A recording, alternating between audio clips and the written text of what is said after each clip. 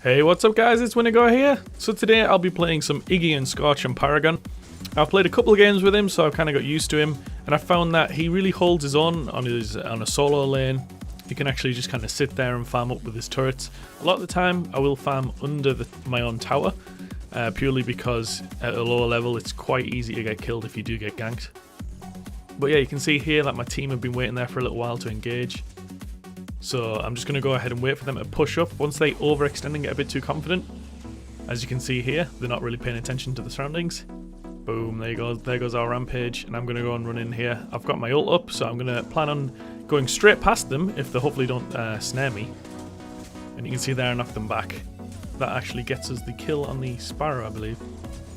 Oh yeah. There you go. Muriel can't really help, she's pretty low. Unfortunately, Sparrow used AoE arrows to snare both of us there. But she made a huge mistake there in trying to go for the kill, and she should have really just sprinted and got out of that. But yeah, I really like Iggy and Scorch. He's a very safe laning champion. You can put down 3 turrets at a time. You have a fire pit on your E, your oil slick on your E, which you can then ignite to deal a lot of damage. But my favourite one has to be his ult. You just spit flames out, and when you reactivate it again, you knock them back. So as you can see here, I try to use this to either keep them inside my turrets or knock them back into the fight away from their own tower, or knock them away from teammates. Sparrow gets saved by Muriel there. So I'm just going to put a bit of damage into her. Keep her down. I don't think we're going to be able to get any kills here. Hopefully these guys don't die to them. We can get away quite safely. We've got them quite low, so maybe we can come back in them later on. Alright, well over here we've got them both down. There's a guy going in here. I hopefully can get this guy out. Come on. There we go. He doesn't really want to walk through my turret, because it will punish you for standing in there for too long. Sparrow's moving up here along with Muriel. They're both still very low, which is actually a really bad decision by them to come back in, especially when we have 2 of our team coming in for a gank here, and I've got my ult up. And that gets us the skill kill on Sparrow.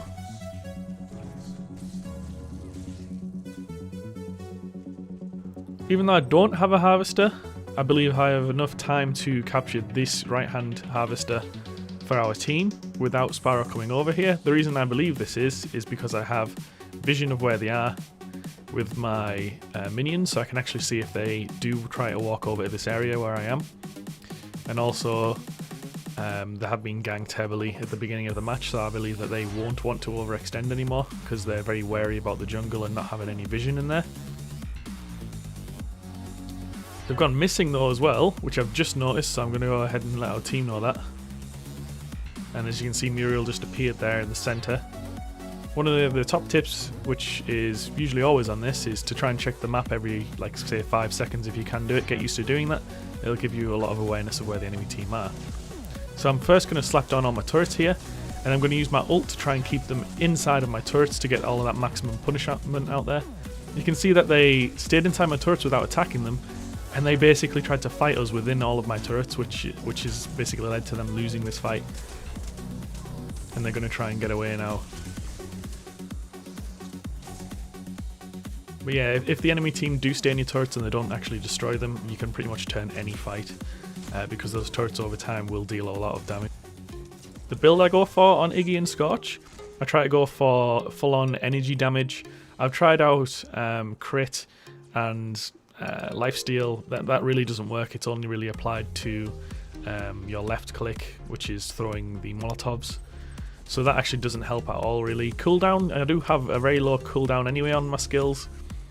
So I don't really build cooldown, or maybe just a little bit if I do want to use it. And then I mainly just go for full-on energy damage and a little bit of energy penetration.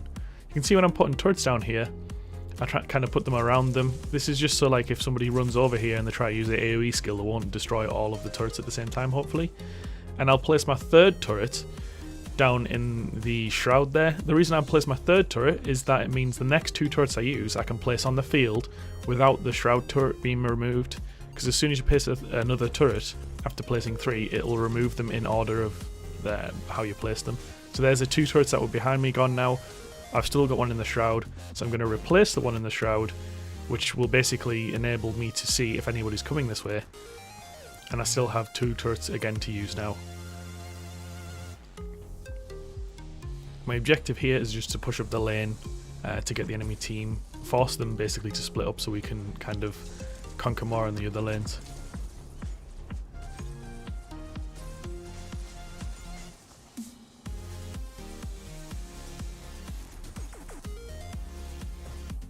I'm going to go and grab the harvester. The reason I keep grabbing harvesters, which most of you guys should know if you've played for a little bit in this game, is the points that it gives me towards buying my items, is all my item cards. It's just really valuable. I try to get around like 4 to 6 points before I go back to the shop, just so I can either buy a full card or I can buy 2 upgrades, because I do have quite a few 2-point upgrade cards. You can see my team managed to get a kill here, but they're all quite low. So I'm going to try and run over here and hope that the enemy team hasn't seen me until I get in here. I'm going to spam down a field of my turrets. I put them on my teammates and then also kind of just to form a line that they won't cross over. And I'm going to try and punish them by dropping turrets onto them, and if they don't kill them, then they'll get a lot of damage dealt to them. Here you can see that they've made a big mistake of splitting up too heavily, so I've got turrets down behind them now. I'm going to drop another one here, and I'm going to try and keep them inside that with my ult. I haven't been able to get in range, so rather than knock back all of their team away from ours, I'm going to try and get to the side. And as you see, I knock them from the side rather than knocking them away from my team. That issue is usually present in a lot of MOBAs when people have champions or heroes which are able to knock away the enemy team. They often knock them back towards the enemy's turrets or out of the team fights, so I usually try and avoid that as much as possible. Unless their team is going to win the fight, then I do want to knock them away. I'm using my turrets here to basically give their turret extra things to attack, which means that our team will have more chance of getting a little bit further in and getting a shot off before the turret targets them. And also it means that the turret, we can attack the turret for a lot longer here.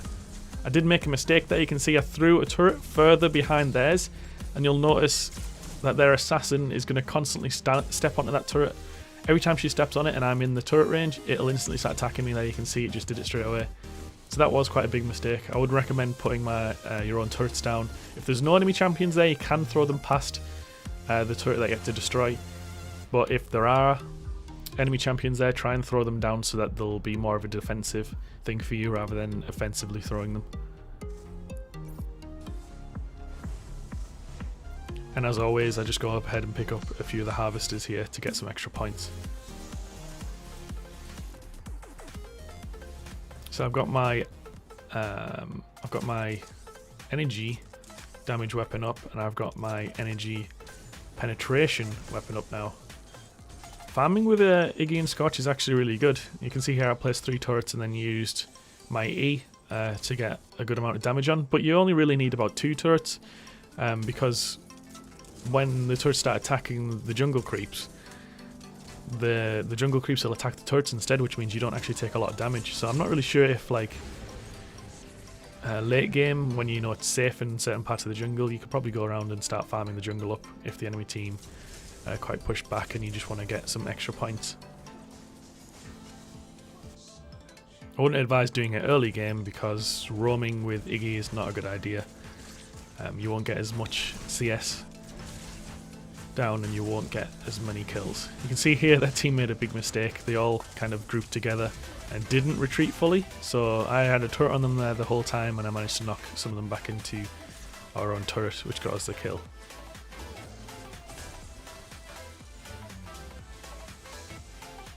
Overall, I think Iggy's a really good hero champion for pushing an objective. For split pushing, he's really good. You can see here I'm getting the blue, which gives me energy regeneration and cooldown reduction. So there's my cooldown reduction that I needed.